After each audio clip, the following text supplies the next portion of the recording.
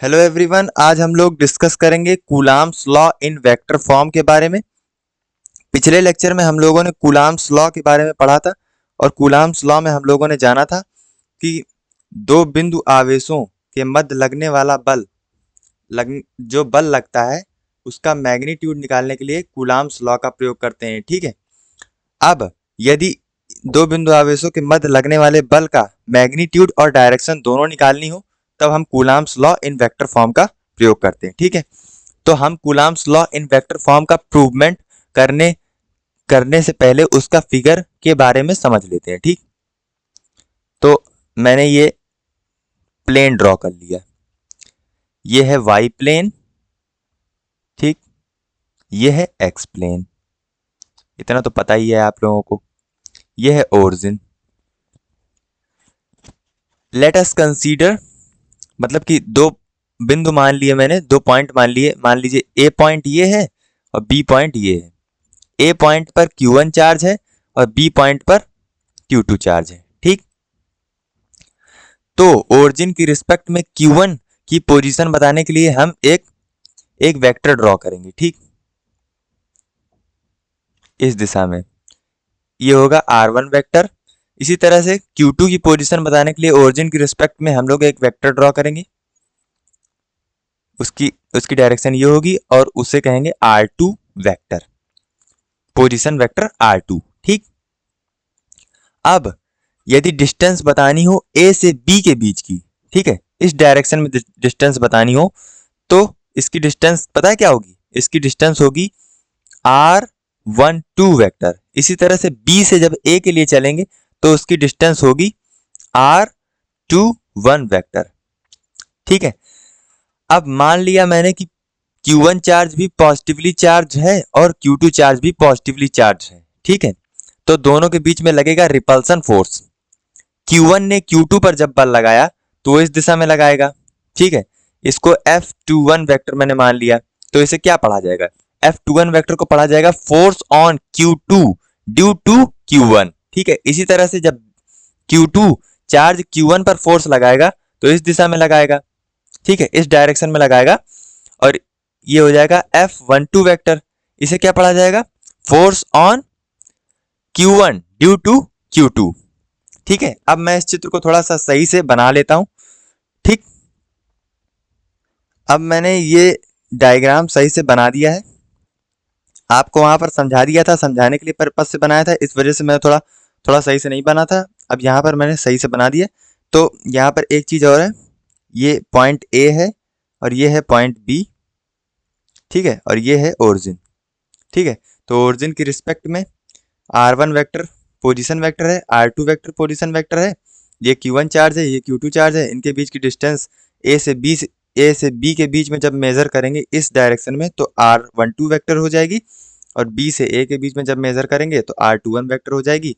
ये फोर्स इस दिशा में लगेगा, मतलब कि रिपल्सन लगेगा इधर, तब ये होगा F12 वेक्टर होगा और इसी तरह से जब फोर्स उस दिशा में लगेगा तो F21 वेक्टर होगा। ठीक है, अब इसकी थ्योरी लिखना चाहो तो आप लिख लो, late two point charge Q1 and Q2 are present in XY plane at point A and point B with position vector R1 vector and R2 vector. F21 vector be the force on charge Q2 due to Q1 and F12 vector be the force on charge Q1 due to Q2। ठीक है, ये हो गई theory. अब हम लोग प्रूवमेंट start करते हैं। तो सबसे पहले बात ये निकल के आती है प्रूवमेंट में कि आपको कूलाम्स लॉ के द्वारा जो फॉर्मूला निकला था वो पता है कि नहीं पता। तो मैं यहाँ पर कूलाम्स लॉ के द्वारा जो फोर्स का फॉर्मूला था वो मैं यहाँ पर आपको लिख देता हूँ, 1/4πε0 Q1 Q2 अपॉन R²। ठीक है, ये फॉर्मूला निकला था कूलाम्स लॉ के द्वारा। ठीक, अगर आपने कूलाम्स लॉ वाला लेक्चर नहीं देखा पार्ट 2 तो आप उसे देख सकते हो। ठीक है, तो ये फार्मूला निकला था कूलाम्स लॉ के द्वारा। ठीक, तो अब हम लोग सबसे पहले प्रूवमेंट करेंगे F21 वेक्टर के लिए। ठीक है, तो F21 vector is equal to 1/4πε0, इसी फार्मूले के द्वारा हो रहा है। ठीक, 1/4 पाई एप्सिलॉन नॉट। चार्ज क्या है, Q1 है और Q2 है, तो Q1 Q2 लिख दिया, Q1 Q2 upon are square. Are क्या होती है, दोनों चार्ज के बीच की डिस्टेंस होती है। फोर्स किस दिशा में लग रहा है, इस दिशा में लग रहा है, F21 वेक्टर इस दिशा में लग रहा है, तो ए बी के बीच की डिस्टेंस क्या है, ए से बी की बीच की डिस्टेंस, ठीक है। तो ये वाली नहीं लेंगे क्योंकि वो उस डायरेक्शन में है। डायरेक्शन क्या है, डायरेक्शन जो जो इस दिशा में होगा वही वाली दूरी लेंगे, वही वाली डिस्टेंस हम लोग लेंगे। तो क्या है डिस्टेंस, R12 वेक्टर, ये वाली डिस्टेंस लेंगे, ठीक। तो R12 वेक्टर का magnitude, R12 vector mod of R12 vector का होल स्क्वायर, ठीक। तो लेकिन एक चीज ये निकल के आती है कि ये वेक्टर फॉर्म में है, ये स्केलर फॉर्म में है, तो एक स्केलर फॉर्म एक वेक्टर फॉर्म के बराबर कभी नहीं हो सकता, ठीक है। तो स्केलर फॉर्म को वेक्टर फॉर्म में कन्वर्ट करने के लिए हम यूनिट वेक्टर का मल्टीप्लाई करेंगे, तो R12 कैप, समझ में आया।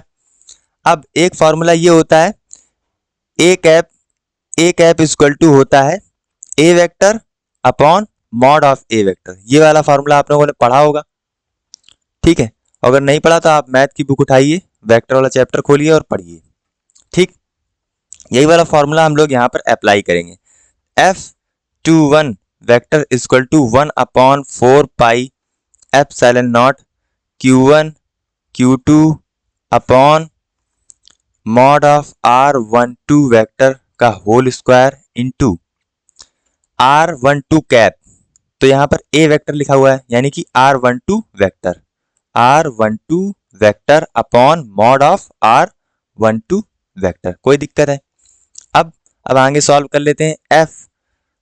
F21 vector equal to 1/4 pi epsilon naught Q1 Q2 upon into R12 vector, ये हो गया ऊपर का। अब ये नीचे का क्या लिखते हैं, R12 वेक्टर का होल क्यूब। क्यों, दो पावर ये थी, एक पावर ये थी, ठीक, समझ में आया। अब R12 वेक्टर को हम यदि R1 और R2 की फॉर्म में लिखना चाहते हैं, ठीक, R1 और R2 की फॉर्म में हम लोग R12 वेक्टर को लिखना चाहते हैं, तो वेक्टर एडिशन का ट्रायंगल लॉ लगाएंगे। वेक्टर एडिशन के ट्रायंगल लॉ के द्वारा क्या हो जाएगा, R2 vector equal to R12 vector plus R1 vector, ये होगा, ठीक है। और अगर आपने वेक्टर एडिशन का ट्रायंगल लॉ नहीं पढ़ा तो आप उसे अपनी बुक से पढ़ सकते हो, आपको ये पता चल जाएगा कि ये वैल्यू कहाँ से आई, ठीक। तो R12 वेक्टर इक्वल टू क्या हो जाएगा, R2 vector minus R1 vector. क्यों, R1 वेक्टर को उधर हम ले गए, ठीक है, तो R12 वेक्टर का पता चल गया। अब R12 वेक्टर की वैल्यू यहाँ पर हम लोग पुट कर देंगे, ठीक है। तो F21 वेक्टर इक्वल टू हो जाएगा 1/4 pi epsilon naught Q1 Q2 into R2 vector minus R1 vector upon mod of R2 vector minus R1 vector का होल क्यूब। कोई दिक्कत है, ये हो गया आपका F21 वेक्टर के लिए प्रूवमेंट, ठीक, कोई दिक्कत। इसी तरह से हम लोग अब प्रूवमेंट करेंगे, किसके लिए, F12 वेक्टर के लिए प्रूवमेंट करेंगे, ठीक, ठीक है। तो F12 वेक्टर यहां पर लिख लेता हूं, बिल्कुल सेम होगा। F12 vector equal to 1/4 pi epsilon naught, मैं यहाँ पर लाइन ड्रॉ कर देता हूं, मतलब वो अलग है, ये अलग है, ठीक है। F12 vector 1/4 pi epsilon not, charge तो Q1 Q2 ही है, Q1 Q2 अपॉन डिस्टेंस क्या लेंगे, डिस्टेंस क्या लेंगे, F21 वेक्टर की डायरेक्शन किस दिशा में, उस दिशा में है, तो कौन सी डिस्टेंस लेंगे, R12 वाली डिस्टेंस लेंगे, यानी कि ये वाली डिस्टेंस लेंगे, ठीक। तो हम लोग यहाँ पे लिख लेते हैं R12 वेक्टर का होल स्क्वायर, ठीक। अब यहाँ पर यूनिट वेक्टर का मल्टीप्लाई कर देते हैं, R21 और सॉरी R21 बोला था मैंने, गलती से अगर 12 बोल दिया तो सॉरी, ठीक, का होल कैप कैप R21 का कैप, ठीक। तो F12 वेक्टर इक्वल टू हो जाएगा 1/4 pi epsilon naught Q1 Q2 upon mod of R21 vector का स्क्वायर इंटू R21 वेक्टर, वही वाला फॉर्मूला अप्लाई कर रहा हूं। अरे यार ये वाला फॉर्मूला अप्लाई कर रहा हूं, ये वाला, ठीक। जैसे उसमें किया था वैसे इसमें हो रहा है, ठीक है। R21 वेक्टर, ठीक है। यहाँ पर 2 पावर है, यहाँ पर 1 पावर है, लिख देते हैं F12 vector equal to 1 upon 4 pi epsilon naught Q1 Q2 upon into R21 vector upon में क्या हो जाएगा, R21 वेक्टर का होल क्यूब, ठीक। ठीक है। अब हम लोग R21 वेक्टर के लिए वेक्टर एडिशन का ट्रायंगल लॉ लगाएंगे तो क्या हो जाएगा पता है, R21 वेक्टर इक्वल टू हो जाएगा R1 vector minus R2 vector. समझ में आया?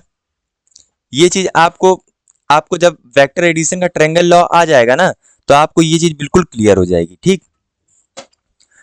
तो यही चीज हम वैल्यू पुट कर देंगे, F12 vector equal to 1 upon 4 pi epsilon naught Q1 Q2 upon into R1 vector minus R2 vector upon mod of R1 vector minus R2 vector का होल क्यूब, ठीक। तो F21 वेक्टर के लिए भी हम लोगों ने प्रूवमेंट कर लिया, F12 वेक्टर के लिए भी हम लोगों ने प्रूवमेंट कर लिया, लेकिन ये प्रूवमेंट हम लोगों को पेपर में करने की जरूरत नहीं है, ठीक है। आप लोग डायरेक्ट अगर याद कर सकते हो तो आप लोग डायरेक्ट याद कर लो, बहुत अच्छा रहेगा आप लोगों के लिए, क्योंकि प्रूवमेंट बहुत खास बिल्कुल पूछा नहीं जाता, ठीक। तो डायरेक्ट याद करने के लिए आप लोग ये देखो मैंने साफ साफ यहाँ पर लिख दिया है, F21 वेक्टर के लिए भी लिख दिया है और F12 वेक्टर के लिए भी लिख दिया है, ठीक। आप लोग इसको याद कर लो, बस कोई दिक्कत नहीं है। प्रूवमेंट तो मैंने आपकी नॉलेज के लिए बताया था, ठीक है। ये देखिए प्रूवमेंट है, ये प्रूवमेंट मैंने करा के दिखाया, F21 वेक्टर के लिए भी करा के दिखा दिया और F12 वेक्टर के लिए भी करा के दिखा दिया, और वही चीज यहाँ पर लिख दी है, ठीक। समझ में आया? कोई दिक्कत तो नहीं? ठीक है, okay, thank you so much.